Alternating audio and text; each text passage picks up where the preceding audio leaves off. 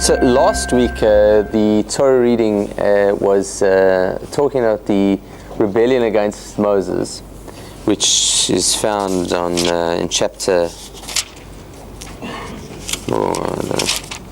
16 of Numbers. But with your permission, is there anyone who came tonight only because of the topic? Okay, good. Okay, so then I'm going to use a little bit of poetic license to deal with what I think is, without a doubt, the most tragic story in the whole of the Torah, and that is Moses and Aaron's denial to enter the land of Israel. And that happens in this week's portion, and I'm happy that what I'd like to, the journey I'd like to take you on this evening, is one that will perhaps bring a lot of ambiguity into the text rather than clarity. And I suppose as a kid, when I grew up, I didn't grow up in an observant household, so if you'd said, did you know that Moses never gets to the land of Israel, my answer would have probably been no, I didn't know that. But I think if you think of for a second how profound it is that the man whose whole life has been shrouded in a certain mystery of how unique he was, in a sense that of the entire nation of Israel, Moses was the only one who was never a slave. He was the only one who lived a very privileged life, for at least part of it, only to live another significant, at least 40 years, in an exile in a foreign land with his father-in-law Jethro, only then to come in as the Redeemer. So he's really an outsider in every sense of the word, Moses. In fact, it's interesting, there are a number of books that have been written showing the Jewish origins of superheroes. Because, believe it or not, a large, significant number of the superheroes had Jewish creators. And Superman is very much modeled on Moses. I don't know if you're familiar with the Superman story, but Superman, his family are leaders, and they put him as a baby in a cradle to send him away from the destruction that is coming upon his nation, only to become a redeemer. So it's really, you can see the Jewish origins over there. A number of the other superheroes as well, but perhaps for another time. So if we go to the story of Moses and we say, well, this guy, he not only does he defy the odds to bring his nation out, he stands at the Mount Sinai and receives the Ten Commandments and the Torah, then he defends them on numerous occasions, whether it be from physical battles against various tribes or against their own implosion as a result of the golden calf. 2 weeks prior to this, we read of the nation being exiled in the wilderness for 40 years as a result of their lack of faith of entering the land of Israel.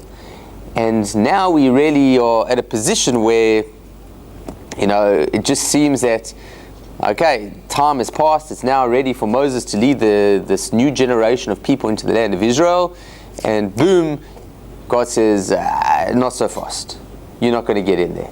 Not you, not Aaron, and that's the end of the story. And the anticlimactic nature of it is profound. It's almost your life's work going up in a, and we'll see a little bit later in Deuteronomy how Moses begs God to just allow him to just come in, maybe not as a leader, but just to come in. And God exceeds only to allow him to see it from afar, but never to actually enter. So this story about what happened, like the trajectory we were going is Moses was going to take these people in, and then something went wrong, and it stopped. And it's that point where everything changed that we're going to be dealing with, at least at the beginning of this evening. So I forgot my Bible, so we're on the same page tonight, I think. So we're on chapter 20, and if you have one of these, it's on page 138. But even though I might have forgotten my own, I'm fortunate that I have it all on my phone. So if I at any point need the original Hebrew text, I am still quite safe. I've got the Hebrew text. Oh, you've also got the Hebrew text? Actually, I've got the Stone edition back then. What was the Stone edition? If I need one, I'll grab it. Okay. So, just I'm not going to make any assumptions here. Let's just go quickly through the narrative, the context of where we find ourselves. The book of Numbers begins up with a census and talks about how the Israelites would march into the land of Israel. There are a few hiccups along the way. There's complaints about the manna, a demand to have some form of meat, but more or less things are going okay. Then Moses decides, or it's not clear exactly how, but Moses sends out 12 spies to go check out the land of Israel. They travel for 40 days, and they're supposed to bring back a report, which they do. Of the 12, 10 bring a very negative report, say that albeit that the land is beautiful, flowing with milk and honey, it is one that cannot be conquered because of the size and strength of the nations that exist there. So enormous panic and pandemonium break out in the Israelite camp, leading to God's anger with the Israelites. And only the 2 of the 12 spies, one being Caleb and the other being Joshua, stand up and say, we can do it, let's not lose faith. But the Israelites are not to be convinced, and basically God says, that's it, they're not going into Israel. They will wander for 40 years, until this entire generation from 20 years and up, when they are gone, and a new generation is there, they will see the land. That is, let's say, 2 weeks ago, that was what the Torah reading was. Then last week, seemingly, what the topic of this evening was supposed to be, seemingly picking his timing perfectly, Moses' leadership is questioned. An individual named Korach, which is actually a cousin of Moses, comes and challenges both Moses and Aaron, along with 250 other guys and another couple of no good nicks named Dathan and I only know the Hebrew. What's it? Dathan and Abiram. It's Datan and Aviram, but I'm trying to think. That's how the Hebrew is. Dathan and Abiram. I don't know. That's this. I imagine how it was. And they challenge Moses, and there's a duel that goes on where they all offer incense to God, and the ground opens and swallows up Korach, and all the bad guys die, and all the good guys, and Moses is vindicated. And it is at that point where we now reach our story. Chapter 20 was just a bit of background. So you're... Alright. The Israelites, the whole congregation, came to the wilderness of Zin in the first month, and the people stayed at Kadesh. Miriam died there and was buried there. Okay. Now there was no water for the congregation, so they gathered together against Moses and against Aaron. The people quarreled with Moses and said, Would that we had died with our kindred when our kindred died before the Lord. Why have you brought the assembly of the Lord into this wilderness for us and our livestock to die here? Why have you brought us up out of Egypt to bring us to this wretched place? It is no place for grain or figs or vines or pomegranates, and there's no water to drink. Then Moses and Aaron went away from the assembly to the entrance of the tent of meeting. They fell on their faces, and the glory of the Lord appeared to them. The Lord spoke to Moses, saying, Take your staff and assemble the congregation, you and your brother Aaron, and command the rock before their eyes to yield its water. Thus you shall bring water out of the rock for them, thus you shall provide drink for the congregation and their livestock. So Moses took the staff from before the Lord, and as he has commanded him. Moses and Aaron gathered the assembly together before the rock and said to them, Listen, you rebels, shall we bring water for you out of this rock? Then Moses lifted up his hands and struck the rock twice with his staff. Water came out abundantly, and the congregation and their livestock drank. But the Lord said to Moses and Aaron, Because you did not trust me to show my holiness before the eyes of the Israelites, therefore you shall not bring this assembly into the land that I have given them. These are the waters of Meribah. The word Meribah means quarreling. So it says when they quarreled with Moses, the word is, in verse 3, it says the people quarreled. The Hebrew word there is Meribah. I don't have my Hebrew here with me, but you can vouch for me there. Okay, so the word Meriva is to quarrel, where the people of Israel quarreled with the Lord and by which he showed his holiness. Clear? Is that clear to you? If that's clear to you, then you got to explain it to me, because I don't know what did I miss.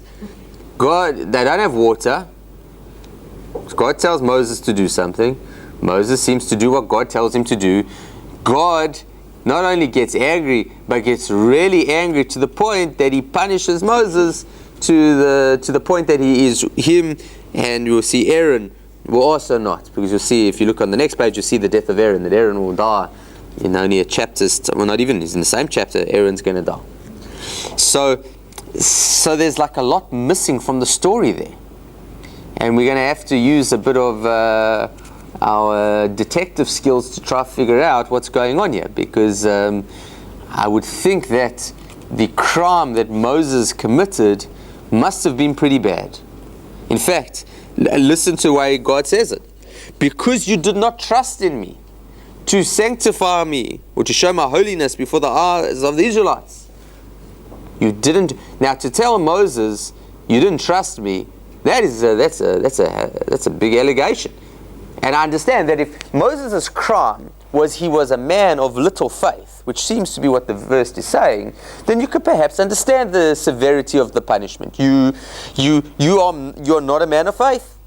You have lost faith, and you did not make me holy, or the Hebrew would be did not sanctify me in the eyes of the Israelites. Therefore, you not only are you no longer going to be the leader, you're not going to go into Israel. That's it. Boom. You're going to die. You're going to die, and you'll never get. And so, sure, that's okay, Moses. That's all right. I get it. Moses did a really bad sin. And then you say, and what was the sin? And you say, he didn't sanctify God. He didn't believe in God. And you say, well, where does it say in the text? What did he do? And my guess is you would struggle to find it. Maybe he hit the rock twice and he was only supposed to hit it once. So we are going to analyze this little segment and come up with multiple versions of what might have happened, and each one, when you are struck, the Torah is not a historical document. Let me say that. It is not a book of history. So therefore, to look at the story and to try to work out the historicity, like if I'd been there, what would I have seen? Isn't really where we're trying to get to. What you're trying to see is what are the Torah was written in a certain way to give us various ways of reading it and coming up with various plausible answers, each of which have a very important message. And so when we're going to find the answers, what we're going to be doing, as I might have given this analogy, is we're trying to cover ourselves with a blanket that's a little bit too small. Have I given that analogy before? And basically what happens is, have you ever had these cold winter nights are here? So you think you're covered, but then you realize your foot or your elbow, your knee, or some part is just, the blanket's just not big enough to go. So whatever answer we come up with, the chances are it's going to be like, it covers most of the problem, but not all of the problem. And therefore we'll have multiple versions. Okay. So before we go into the text itself, perhaps a couple of important questions worthy of clarifying beforehand. Number one is timing. It wasn't very long ago that the Israelites were going to spend, let me just see where we are.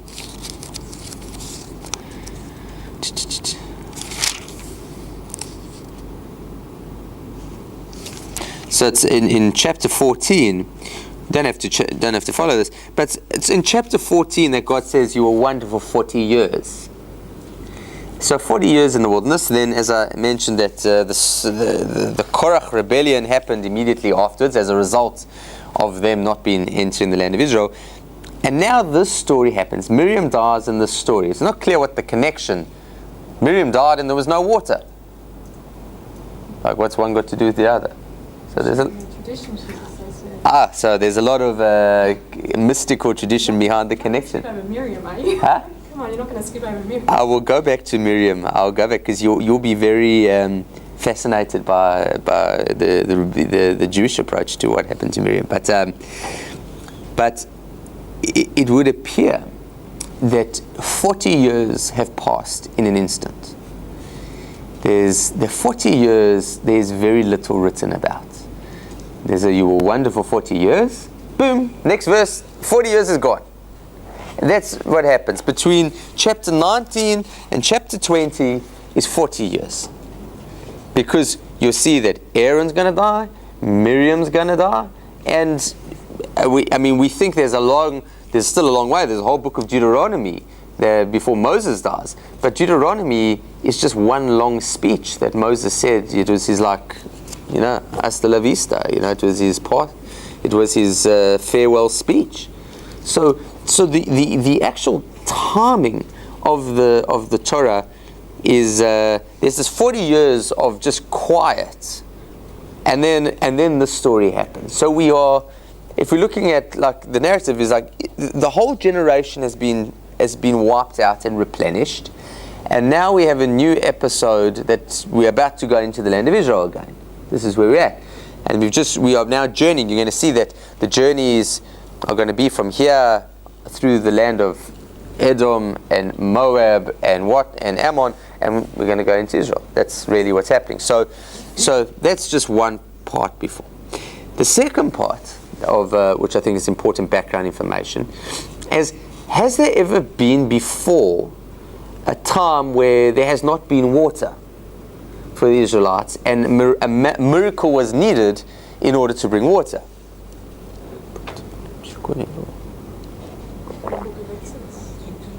Yeah, does anyone ring a bell? Alright, so you're going to have to go to Exodus.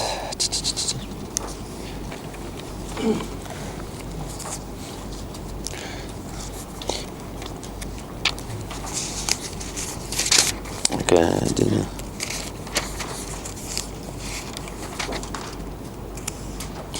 chapter 17, page 64.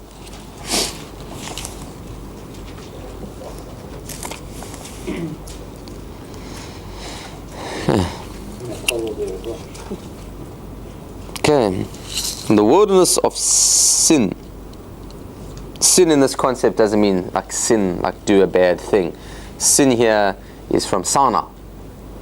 But anyway, from the wilderness of Sin, the whole congregation of the Israelites traveled by stages as the Lord commanded. They camped at Rephidim. There was no water. So the people quarreled with Moses and said, "Give us water." Moses said to him, "Why do you quarrel with me? Why do you test the Lord?" But the people thirsted there for water, and the people complained against Moses and said, "Why do you bring us out of Egypt to kill us with our children and livestock with our thirst?" So Moses cried out to God, "What shall I do with this people? They are almost ready to stone me."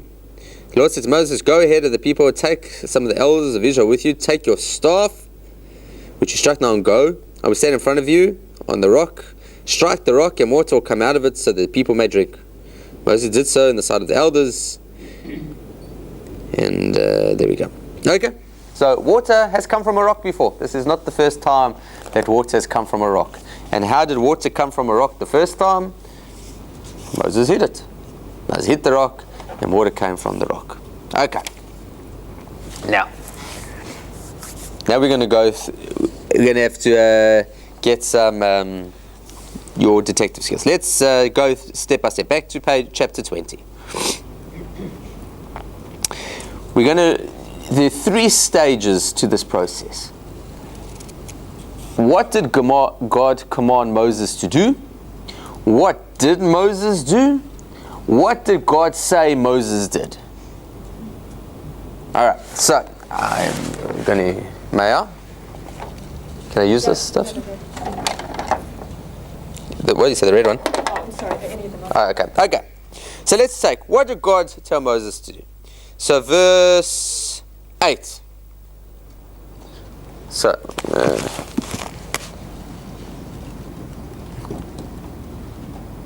okay, let's go for it. Give me the stages. Stage 1, what does he have to do? Take the staff. Okay, stage 2. Assemble everybody. Okay, assemble the congregation, you and your brother. Then Command the rock. In Hebrew it says V'dibartim el hasela, and you shall speak to the rock. Command is what we call a mitzvah. Mitzvah is to command. This is, I'm going to go against this translation, my apologies. But I'm allowed to do that. Okay, so speak to the rock. Okay? You speak to the rock and shall provide drink for the congregation and their livestock. Okay.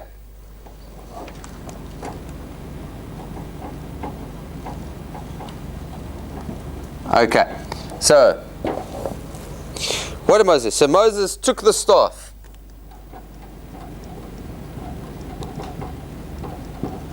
Okay. What did he do then? Okay, so Moses took the staff, and Moses gathered the assembly. So they assembled. So far, so good. 3.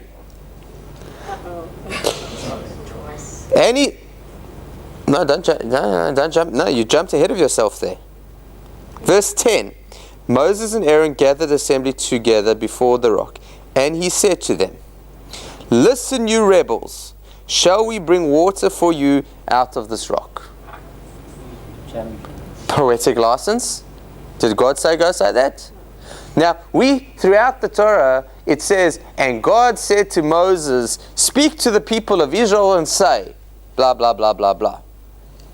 There's a whole speech here. God's command to Moses was, take the staff, go to the rock, speak to the rock, and give it water. Moses took the staff, gathered everyone together, went to the rock, gave a speech, and the content of that speech is quite clear. So he calls them rebels. What else does he say? Shall we get water for you? Shall we bring water? What is that? Shall we bring water? That's a royal weed. Huh? The weed there. Is that the royal weed? Or is it well, it's, I don't know. But how does it read to you? What is it here. I mean, it's the English here has a question mark, yes?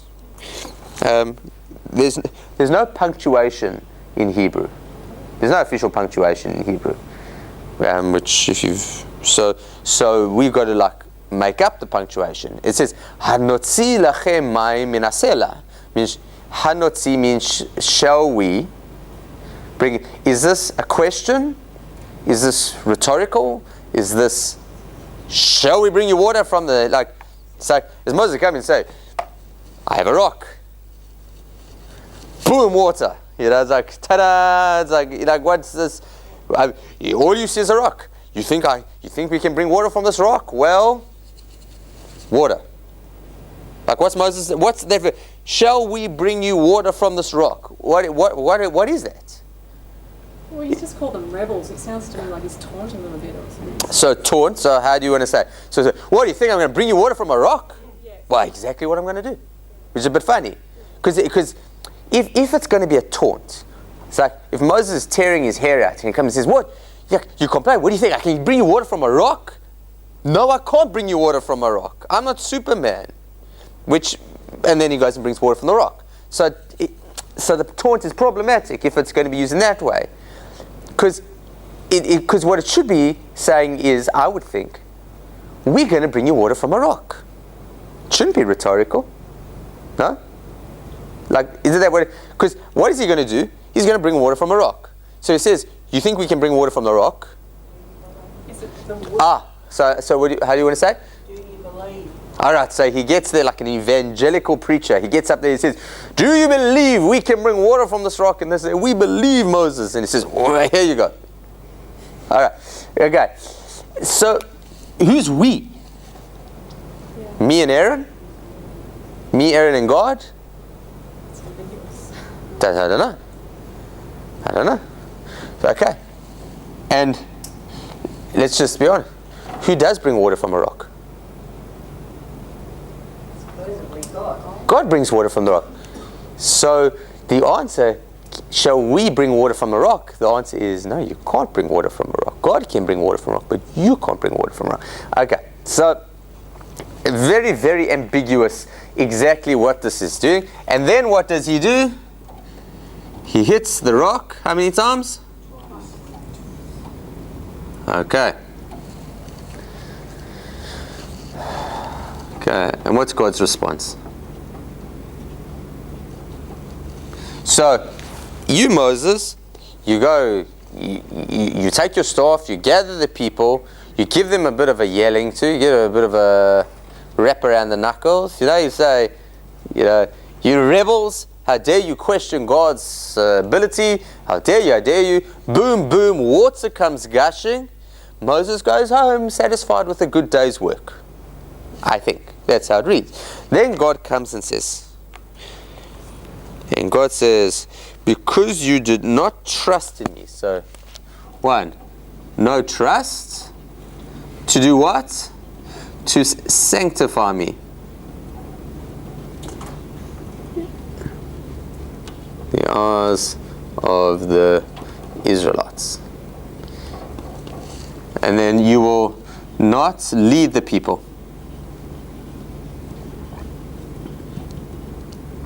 To the land. Okay? Did anyone think I've missed anything? Got the fact that he struck it twice significant? Oh, well, at the moment we're just getting the facts on the ground. Then we're gonna start questioning, because apparently something went terribly wrong over here. Because the way you read the story, if I had stopped and not put this part in, I would think it reads very similar to that first story from Exodus. People come, they're thirsty. God says, go take the staff and hit the rock. Moses goes, he takes the staff, he hits the rock, and we move on. Everyone drinks and we move on. Yet this particular story takes a very nasty twist. And try to find something in here that warrants this severity of rebuke and punishment, of denying Moses seemingly what was his main calling in life, his what was to be the pinnacle of his career, leading his nation into the land of Israel. He gets denied. So I think it's fair to say that it would appear that something happened over here. In the first story, it just says he did so. He did what the Lord did. Okay. And here it goes into all the details. Okay. Interesting that it's a contrast. Yeah. Well, maybe because he clearly doesn't do what he's told. Okay. So now, what's going to become evident is that I get, to find where this is different to this is easy. To find that this is so different to this that it makes this rational is not easy. Yeah? It's very hard to, so let's go through. Okay. So where did Moses go wrong? So let's go through some options. Yeah. Isn't he questioning? He's questioning God's command. God tells him to do something, and he then goes to the Israelites and says, "Shall we do it?" God's already told him to do it. Okay, so let's go into that now. Let's go look to all the different options of what Moses' sin was, and Aaron seemingly, because Aaron also gets denied. So let's go. Let's go from most obvious, that the command was to speak to the rock, and Moses hits the rock. Okay, that seems to be the most simple. So Moses' sin. 1.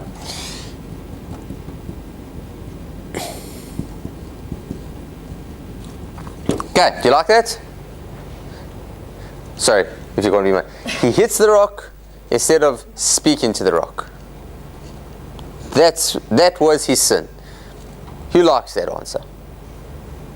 I like that answer, but I think it goes a little bit before that. Okay. Because he said, assemble the people. He didn't say, and then give them a lecture. Oh, okay, but then we'll go to all the other. We'll go to that. We'll go through that. Let's just focus that at this point in time. I'm suggesting that the only sin of Moses, there might be that everything we're going to suggest, compounded. But one is that the command was to go and speak to the rock, and he hit the rock. Okay, that, and you would say, okay, it's like God said to do this, and you did that. Now, in Moses' defense, there's a precedent to hitting rocks to get water. Yeah? So it's not like Moses just didn't know what to do. He had experience. Now, what did Moses have to do? Let's go through the steps here. Step 1, take the staff. What's he done with the staff before? He's hit the rock and gotten water. So now, according to this simple reading, take the staff, get everyone together, speak to the rock. Why do you need the staff? So, go get the staff. Okay, I've got my staff. Come, I'm going to give you water. There's the water. Why the staff? So, do you hear that? Even if you say, okay, technically, it says to speak, and he hits. It's like, yeah, I get that, but why did he take the staff? Was the staff just for show? What was the staff supposed to achieve? That it was being taken if it wasn't going to be used. So, and is that enough of a crime to warrant this level of rebuke? So, one of the most famous, if not the most famous, rabbinic commentary is an individual named Rashi. Rashi is an acronym for Rav Shlomo Yitzchaki, Rabbi Solomon Isaacs. He was if I'm not mistaken, a 10th century French commentator. 11th century? Was he? It's 11th century? So it was the 1000s, sorry, it's 11th century. I always get the century. Okay, he was in the 1000s. Anyway, so French commentator. And he wrote a commentary through it. And this is his answer. He says, this is why. So he said, okay, so why so severe the crime? So his answer is that the people of Israel would have seen Moses speak to the rock, and they would have seen that the rock listened, and they would have done the following calculation: a rock that has no ears and has no needs listens to the command of God. We that have ears and have needs and supposedly are more dependent on God, all the more so we should listen to God's commands. And since Moses did miss the opportunity to sanctify God by showing that even a rock, it's like you got kids, you say, even the dog listens to me, but my kids don't. It's like that's what Moses was going to say. Even the rock listens to God. You don't listen to God, but the rock listens to God. And people say, the rock listens to God, we should listen to God. Okay? And that's what Rashi says. Okay? It's not the most compelling of arguments in the world, but that's what he says. Okay. Let's some other. So you wanted to suggest that it was the speech. The tone. The tone of the speech. Which was the problem? That he said a speech or the content of the speech? I don't think God told him to call them rebels. I think they were rebels. But so the tone. And it might have been also let God do the talking rather than Moses doing the talking. Has Moses called names to the Israelites before? He showed his frustration. He seems to get involved in a way that he doesn't on other occasions. On other occasions he seems to just do what he's told, in a sense. But here it's like he's interfering. He can't resist kind of putting his own emotions into the situation. What emotion? Well, he's angry. Angry. And his sister's just died, for goodness sake. And it's been 40 years in this wilderness with these. Okay, so we've got Moses is angry. And that anger had led to name calling. Now it's interesting in Jewish tradition, and I'm sure in Christian as well, is calling people names is a problem. You're not allowed to just call people names. However, there are times that perhaps name calling has a value, and that is in an attempt to motivate people to change. In a way of trying to, you can't just go up to somebody and call them a name and insult them. But if as a teacher you are a lazy student, you can do so much more. You don't So then your insult is a means to try motivate them. It might not be the best way to do it, but there's a method. It's a means to an end, rather than me just walking and saying, "You're lazy," and walking away. Listen, you rebels, is Moses' anger.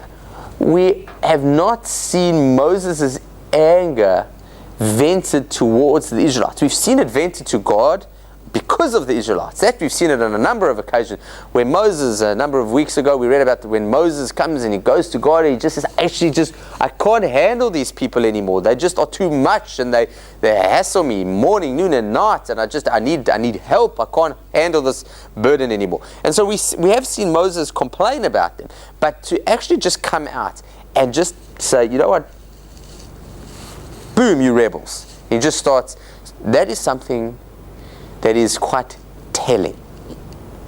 And we will come back to that because it tells you something about Moses. And where is Moses at this stage in his life?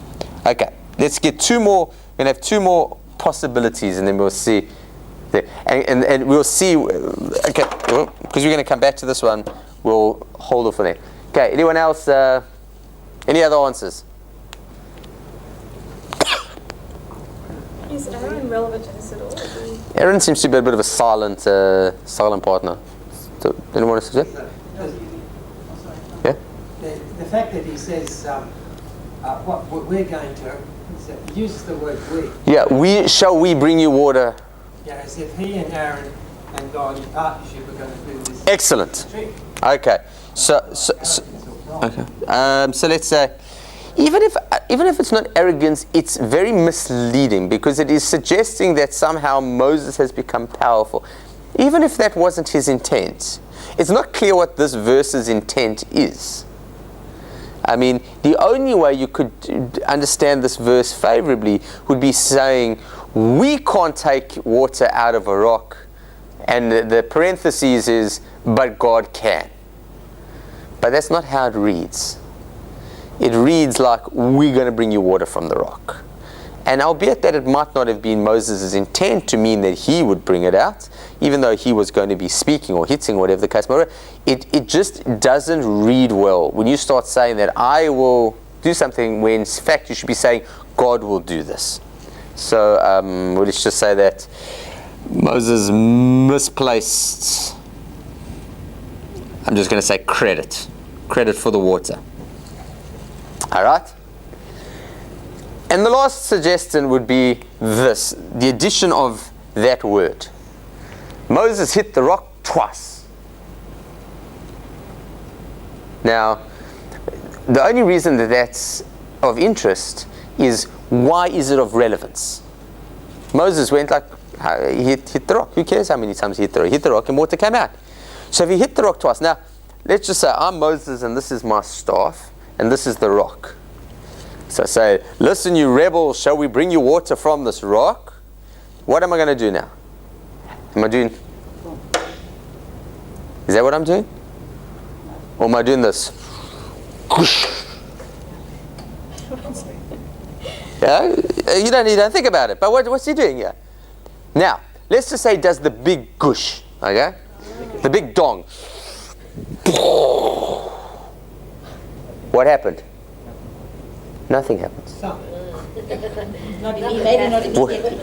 Nothing happens. Now, new Moses. Just picture this. Because that's what happened the last time, remember? You went, and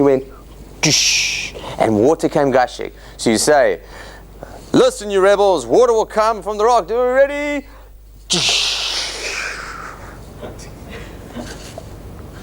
You lost faith in God. Panic, panic, panic. Smash water. You see this, you picture the scene now. That's twice. What happened between strike one?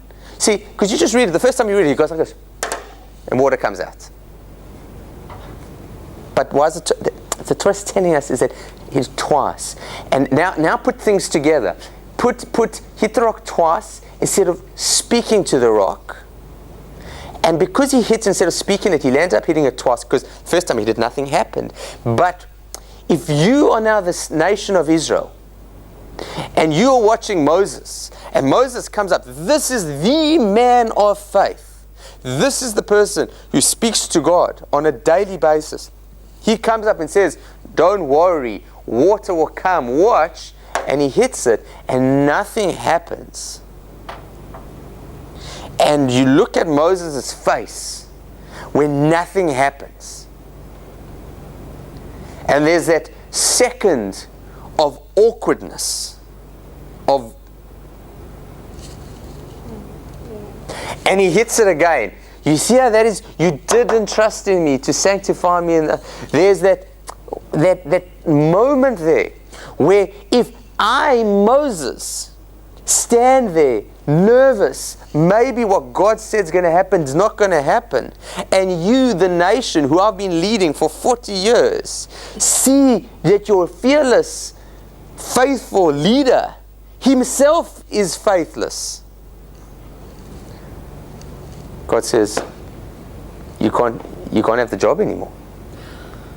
You've botched it. Because everybody saw that at a time where you needed to be the pillar of faith, you didn't have faith.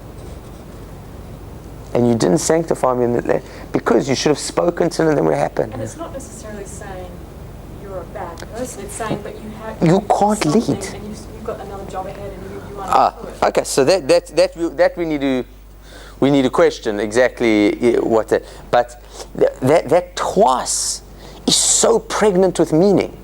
You just read it, and you got it just for second touches. So all four of those reasons can come together.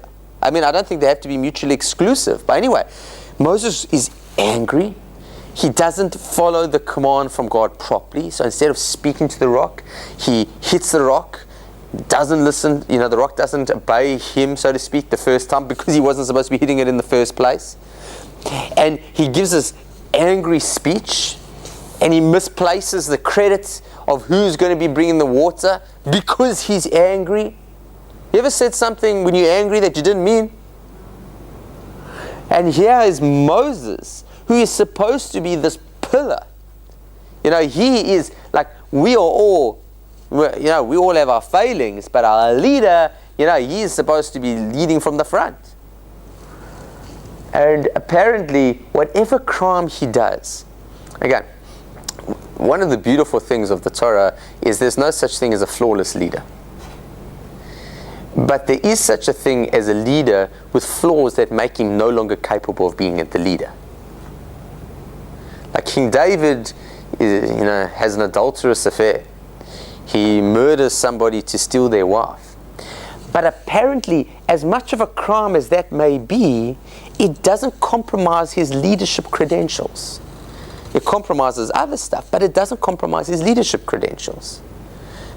We see time immemorial. Jacob deceives his father to steal the blessings from his brother.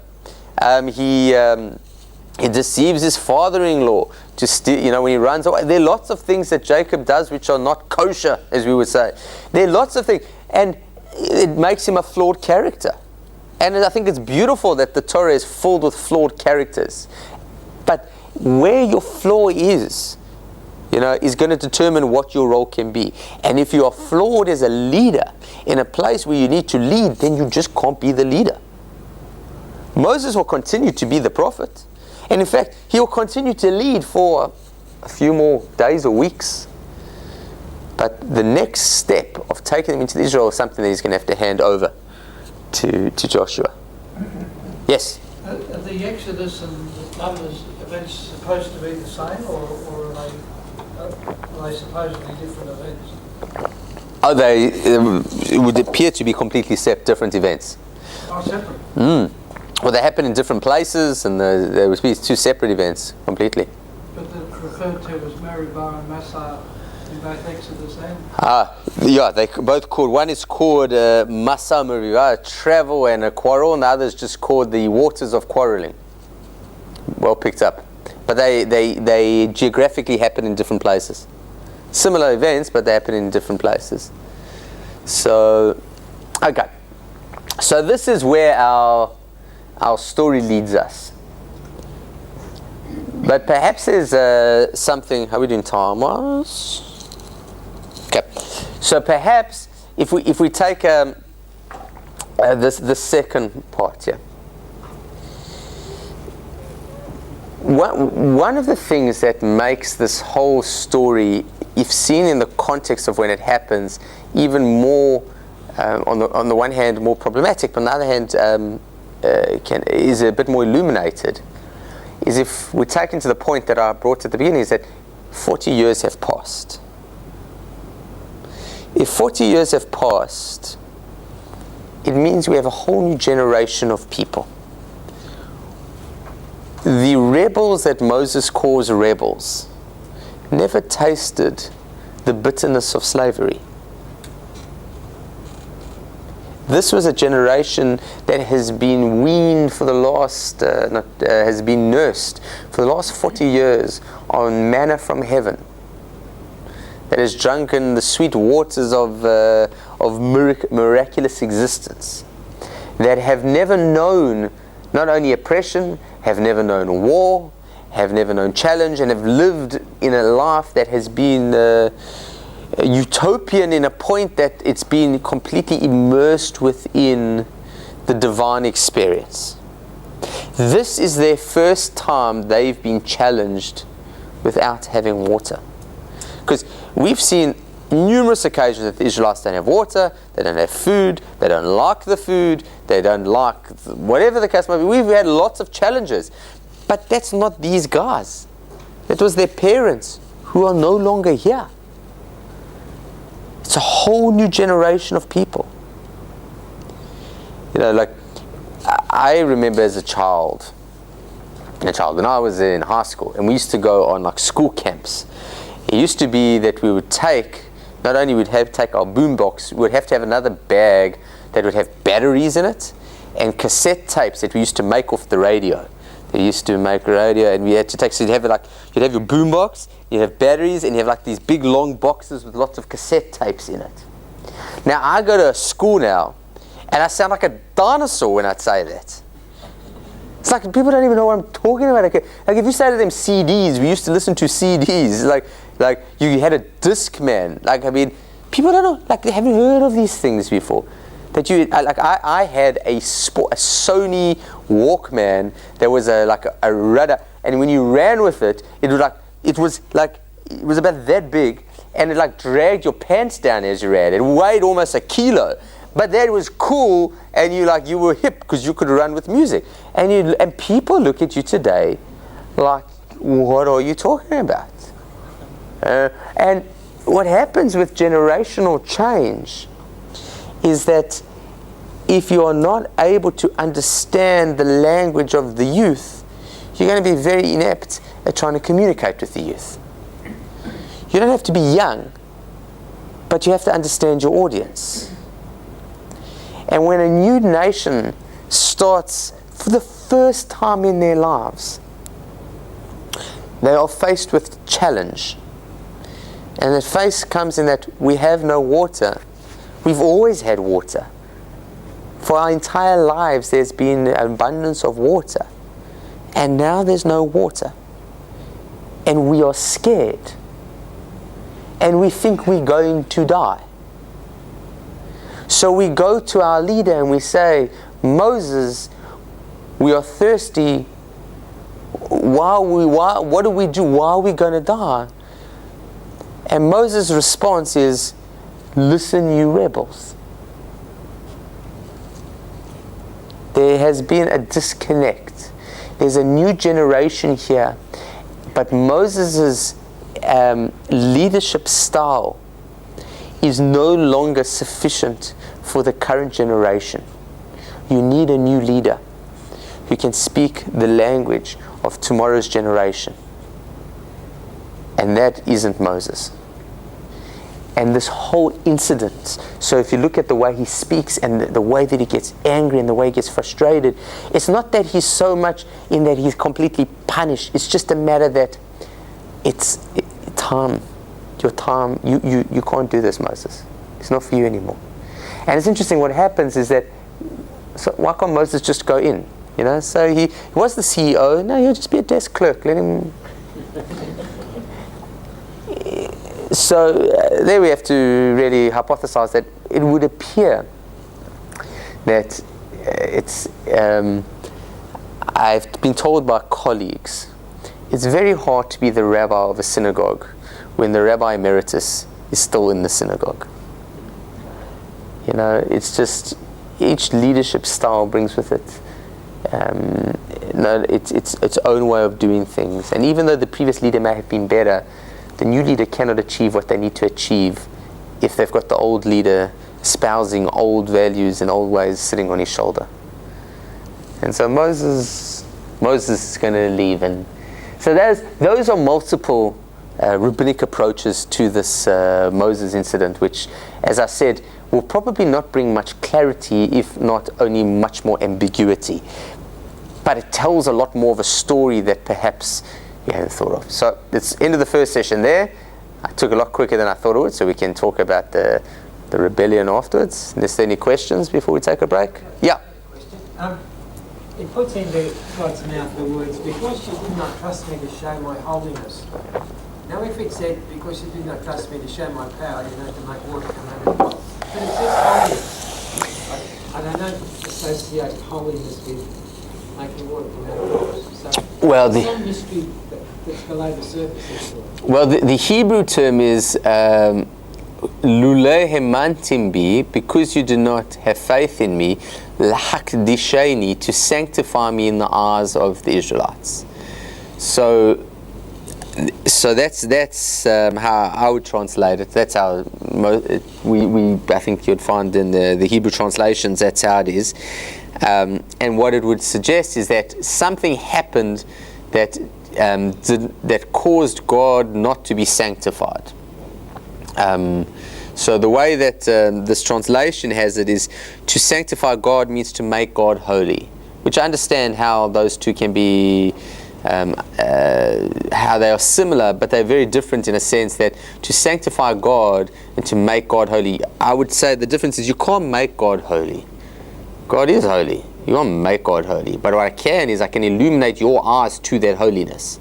And that's what I think sanctifying means, is illuminating, opening your eyes to see God's greatness. And that was because of, so as I said earlier, is that every one of these answers works in one way and doesn't work in a different way. So for example, Moses calling them rebels, it's not clear how that doesn't sanctify God's, God in the eyes of the Israelites. I understand how if God said, because you got angry with the Israelites, you can't go into the land of Israel, that I understand. But it says, because you didn't sanctify me. So in that way, it works better with the hitting instead of speaking to, but a lot of other problems. So yeah, it's that small blanket syndrome. Do you want to say anything about Miriam? Okay. How are we doing? I know. Miriam. Okay. Let's deal with Miriam in 2-3 minutes.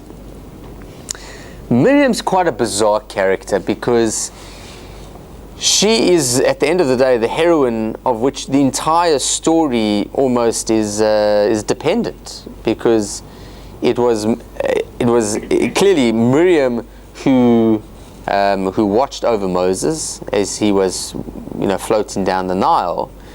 According to rabbinic teachings, is that Miriam was not only the instigator of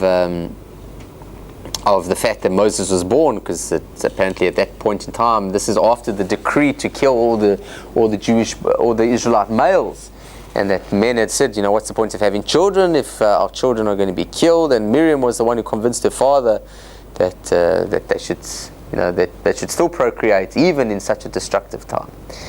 And Miriam was the one who suggested to Pharaoh's daughter that a wet nurse should be, Israelite wet nurse should be found for Moses, and she got Moses' mother to end up being the wet nurse for her. And according to some of the commentaries, it was Miriam who eventually revealed to Moses his true identity. And Miriam, we see after the splitting of the sea, she sings a song, her own song. It's like Miriam's an important character. She's a very important character. Which begs the question, like, why does Miriam die? Not only that she does die, but why does she die? Now, before that sounds like, well, what do you mean, why does she die? People die. That's what happens. No, in the story of the Bible, in the Torah, the only people who died were bad people. No good people die. Once we left Egypt, what good person dies? Think about it. Since we left Egypt, not one good person died. All the people that died were bad. They killed in war, or they were killed in plague from God, or they were killed by snakes, or they were killed by thirst or plague, or whatever the case was. They died because they were bad. Or they were even killed by the sword after the golden calf. They were killed because they were bad. And the majority of the nation were killed because they wandered for 40 years in the desert, because they didn't believe in God that they could go into the land of Israel, and they were going to die for 40 years in the desert. So, and that was bad. They did something bad. Now, the people who were not part of that decree to die in the land of Egypt, to die in the 40 years of the wilderness, were Moses and Aaron. They were supposed to go into Israel until this story. They were supposed to go. Caleb and Joshua, who were the two spies who had a positive report. And seemingly some other people. For example, Aaron's two sons, Eleazar and Itamar. They get into the land of Israel. We know they get into the land. What about Miriam? Should she have gone to the land of Israel? Or was she a bad person? Now, to say she's a bad person, you got to corroborate it, because we have every reason to think she's an incredibly righteous and pious person. Yet she dies, which suggests that either she was not good, or she did she died for some other reason. She's too old.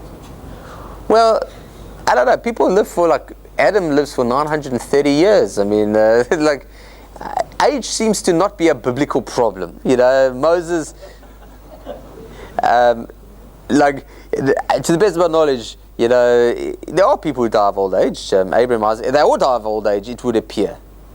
But why exactly Miriam died, and the fact that it was written that she died, seems that. So. What's the incident with the leprosy? She was punished for one thing. She did a sin. She spoke negatively about her brother, and she suffered with leprosy. And but I tell you what Rashi says over here, which is something that, I'll be honest. Do you remember the last session? It was the last one or two sessions ago. I talked about Moses separating from his wife, and I questioned that is the concept of celibacy is it linked to the fact that Moses separated from his wife? We did talk about that, no? We did. Was it this forum? Did speak. Okay. So there are many things that Christians might be unaware of the fact that they are Jewish beliefs. But what has happened is that the Catholics took them and ran with them, and the Jews then started thinking that these were Catholic beliefs, and so we ran away from them. And what happened is, so the Catholics will say something, and Jews will say, that's a Catholic belief, not a Jew. Jews don't believe that. And the Catholics might even think that that's a Catholic belief that we hold on to. And in essence, it was a Jewish belief that the Catholics adopted, and then the Jews just ran away from because they thought it was a Catholic belief. So the Rashi says over here, the juxtaposition, the death of Miriam comes immediately after a story of the red heifer, which is a story of sacrifice and sacrifices regarding purity. So Rashi says over here, why does the death of Miriam come immediately after the laws of sacrifices? He says, just as sacrifices atone for the sins of an individual, so too does the death of the righteous atone for the sins of the nation. Sound familiar? Now, if you tell a Jew, you go up to a Jew and say, so when people say Jesus died for our sins, okay? So if you go to a Jew and you say, a Jew will say, that's crazy. The concept that someone can die for your sins, that doesn't exist. Now, let me be very clear, okay, just as we understand, is that an individual can die for sins of past and perhaps of present. We would not hold necessarily that, well, I don't think we would hold that a person could die for sins of the future. Okay, so that's we would differ on. But the idea that righteous suffer and may die as an atonement for others, you learn that from Miriam. So that's so do you hear what I'm saying? How I'm not saying that's where the Christian thought, the Christian idea came from, but I'm saying is that for a Jew, the idea of someone dying for sins has become so Christianized that a Jew would think that it could never be a Jewish idea. Yet but it very much is.